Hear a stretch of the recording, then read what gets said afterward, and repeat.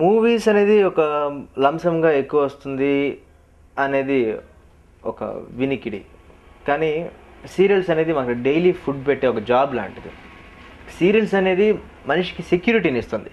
Now days serials మనల్ని మనం నమ్ముకోవడానికి, మన మీద మనం నమ్మకం పెంచుకోవడానికి ఒక సెక్యూరిటీని కల్పిస్తుంది. బట్ సినిమా వన్స్, ఇప్పుడు నేను 2 సినిమాలు చేశా, అదే సినిమా సూపర్ హిట్ అయ్యిండి నాకు ఛాన్సులు వచ్చింటే మేబీ నా రేంజ్ వేరుగా ఉండొచ్చు, ఇది ఉండొచ్చు.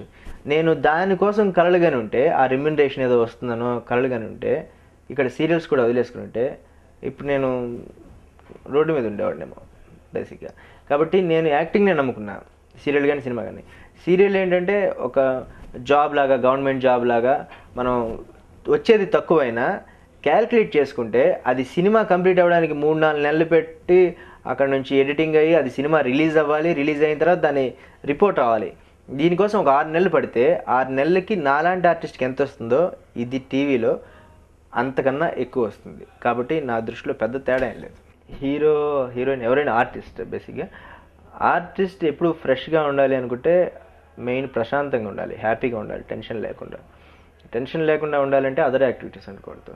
బట్ చాలామందికి ఫ్యామిలీ కానీ లేకపోతే వేరే అనుకోకుండా కొన్ని యాక్సిడెంటల్గా కొన్ని జరుగుతుంటాయి, కొన్ని పరిస్థితులు వస్తుంటాయి, అది మనం ఏం చేయలేం.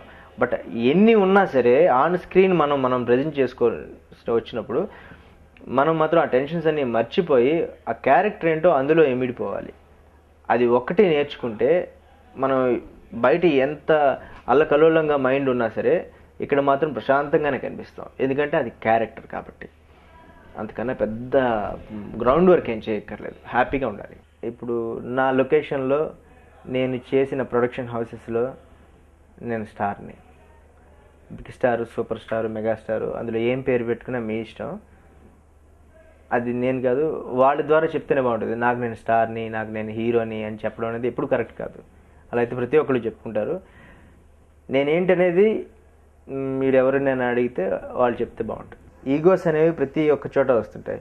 ఎందుకంటే మనం ఇక్కడ ఇండస్ట్రీ, అంటే నాలాగా ఇండస్ట్రీకి వచ్చిన వాళ్ళందరూ కూడా ఒకే మోటోతో వస్తారు.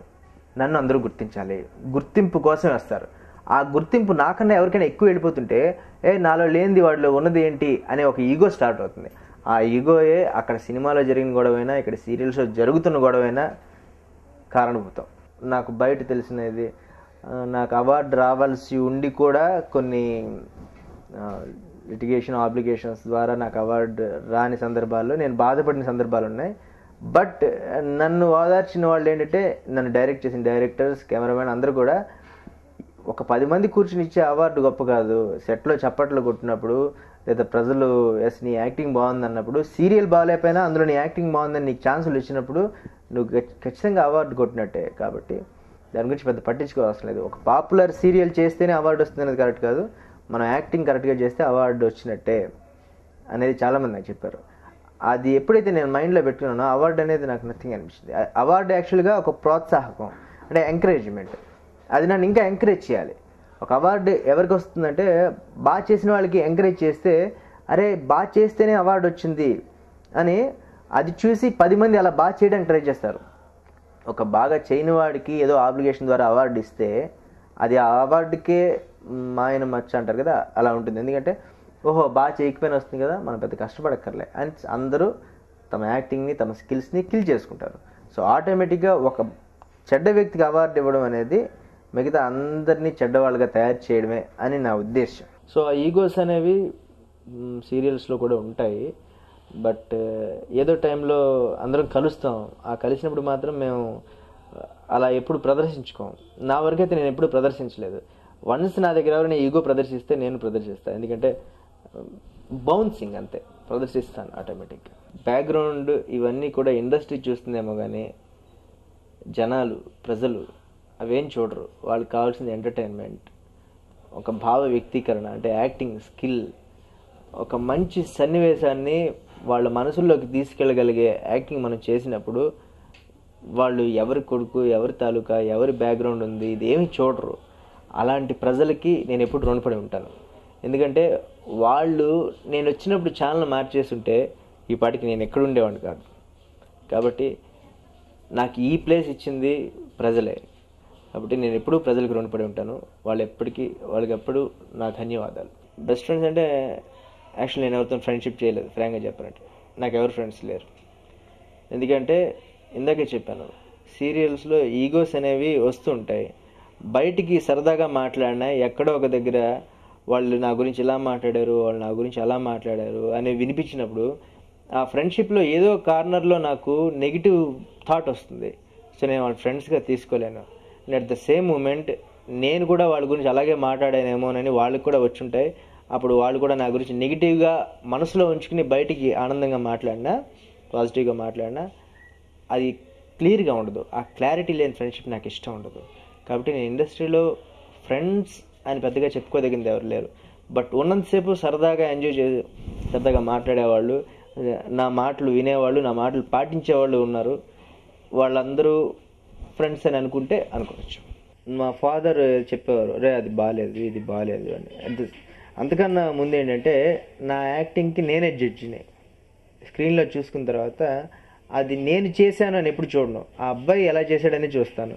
సో నాకు నచ్చకపోతే ఇంకోసారి ఆ ఎక్స్ప్రెషన్ వాడను, ఇంకోసారి ఆ మూమెంట్ వాడను, ఆ స్క్రీన్ ప్రెజెన్స్ని మారుస్తాను. అదే నాకు ప్లస్ అయింది. అంటే నన్ను నేను సవరించుకోవడం అనేది నేర్చుకున్నాను. కాబట్టి నేను ఆటోమేటిక్గా అప్డేట్ అవుతూ వచ్చిన తర్వాత ఒకనొక స్టేజ్కి వచ్చిన తర్వాత ఇప్పుడు నాకు మ్యారేజ్ కూడా అయింది. మ్యారేజ్ అయిన తర్వాత నా వైఫ్ కూడా, రవి అది బాగాలేదు, కాస్ట్యూమ్స్ బాగాలేదు.